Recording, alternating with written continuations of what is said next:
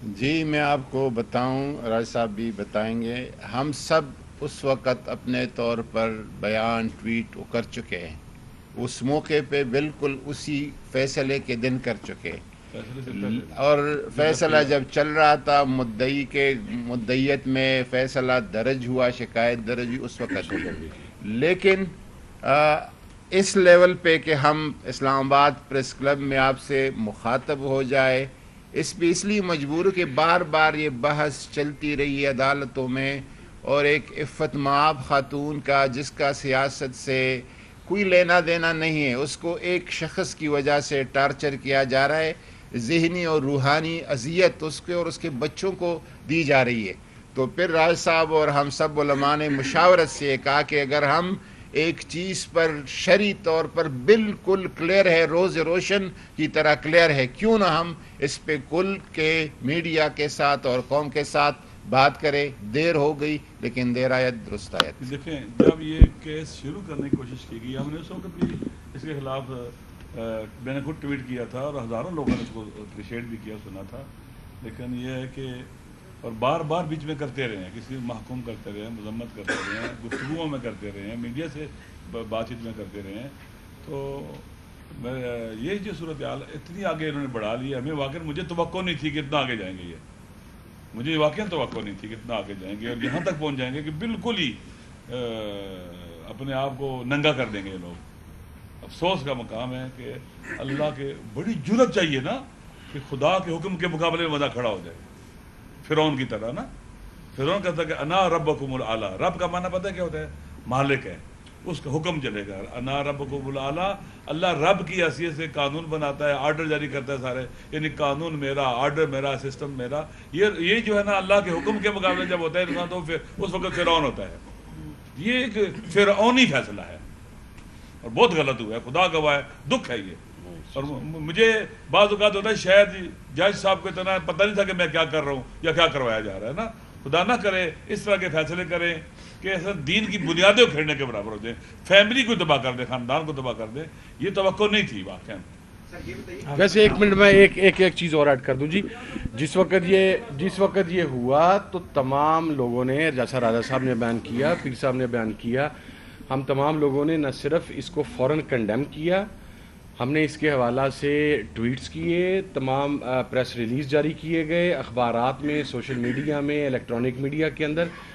یہاں آنے کی جسارت اس وقت اس لیے نہیں ہو سکی ہماری، انہی کرسیوں کے اوپر ان دنوں میں جو پریس کانفرنسز ہو رہی تھیں، ہم وہ شرمندگی اور ضلالت لینے کے لیے تیار نہیں تھے۔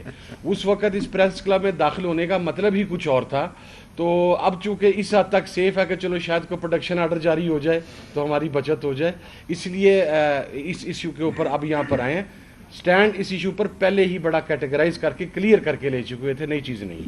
جی ہمیں صاحب یہ بتائیے گا کہ جس طرح ہم نے 2022 میں لاہور ہائی کورٹ کا فیصلہ ہے کہ بالفرض محال اگر عدت میں نکاح ہو بھی جائے تو وہ فاسق نہیں ہوگا، وہ منسوخ نہیں ہوگا، ریگولرٹی اس میں شمار ہوگا، اور ایک خاتون کے متعلق انہوں نے فیصلہ دے بھی دیا۔ کیا وجہ ہے کہ اس معاملے پر جب عورت کی گواہی بھی تھی تو آپ لوگ یہ بھی کہہ رہے ہیں کہ کسی پریشر پر، تو وہ پریشر کون سا ایسا تھا کہ جس کی وجہ سے جج صاحب نے 342 کا بیان بھی لیا اور یہ سارا معاملہ جو ہے وہ سامنے؟ جن لوگوں نے پارٹیاں چھوڑیاں، ساتھ چھوڑا، جن کا پریشر ان پر تھا، انہی کا پریشر جج پر بھی ہوگا۔ یہ نامعلوم افراد کا پریشر۔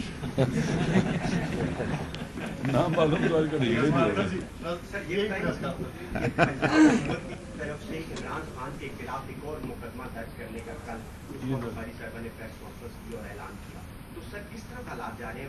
سنیے بات کون سے اس سارے معاملے کو کس طرح آگے؟ سر ہم نے نا ایک بڑی کیٹیگرائز کر کے ایک لسٹ تیار کی ہے۔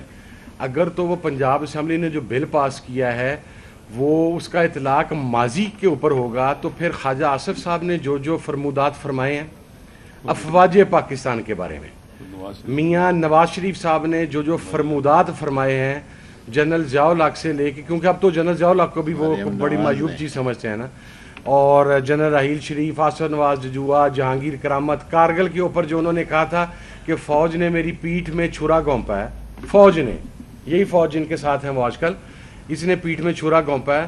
اسی طریقے سے مریم نواز نے, اسی طریقے سے جنرل فیض, جنرل باجوہ کو ڈریگ کرنے کی جو بات میاں صاحب کرتے تھے, وہ تمام ہم کمپائل کر رہے ہیں. یہ ایک ایف آئی آر کرائیں گے, ہمارے پاس کو 45 ایف آئی آرز کا مواد حاصل ہے ہمارے پاس. تو اگر یہ ماضی سے آئیں گے تو ماضی کے اندر پھر سب سے پہلے انہیں ہی ان ایف آئی آرز کا سامنا کرنا پڑے گا. شرمناک ہے. آپ میدان کے اندر آ کے مقابلہ کریں یار. کیا آپ نے بے شرموں کی طرح, اور آپ نے وہ, میں اب کیا وہ لفظ میں استعمال نہیں کرنا چاہتا, وہ اس کے ساتھ مقصد ہے ایک اسپیسیفک جینڈر کی انسلٹ ہوتی ہے, آپ نے ان کا آسرا لینا شروع کر دیا, آپ نے ان کی طرح ایکٹ کرنا شروع کر دیا. مسلم لیگ نون میں اتنی جرت ہے, نواز شریف میں اتنی جرت ہے, تو خدا کے مقابلے پہ فیس کرنا بجائے یہ کہ یہ سہارے ڈھونڈتا پھرے اور گھٹیا الزامات لگاتا پھرے. پتہ تو کرائے وہ خسرے لاہور سے تھے, پنڈی سے تھے, اسلام آباد سے تھے, وہ خسرے تھے کہاں سے؟ پہلی بات سر میں ہمارا پریس کانفرنس جو ہے نا خسروں کے بارے میں نہیں ہے, اور دوسری بات یہ ہے کہ وہ ہماری فیلڈ نہیں ہے, وہ جن کی ہے وہ تعین کر سکتے ہیں کہاں سے. بات یہ ہے کہ آپ نے جو کہا ہے نا, اب ہمارے لیے بڑا مشکل ہو گیا نا کہ آپ کو مجبور خواتین سے آپ لڑیں. یہ بہت مشکل کام ہے نا. شریف آدمی خاتون سے نہیں لڑ سکتا. 71 میں ایک ترانہ ہمارے جب جنگ تھی تو ہمارے میڈیا سے آتا تھا کہ جنگ کھیڑ نہیں ہوتی زنانیاں دی. تو واقعہ نہ عورتوں کے ساتھ نہیں لڑا جا سکتا, مقابلہ نہیں, آپ بات ہی نہیں کر سکتے ان کو. آپ شریف آدمی ہیں نا, وہ آپ کو برا بھلا بھی کہے گی نا, گالی بھی دے گی, آپ آگے سے کہے کہ یار آپ کسی کی بیٹی ہیں, کسی کی ماں ہیں, کسی کی بہن ہے, ہم کچھ نہیں کر سکتے. ہمارے لیے بڑا مشکل کر دیا انہوں نے. کاش مرد سامنے لاتے.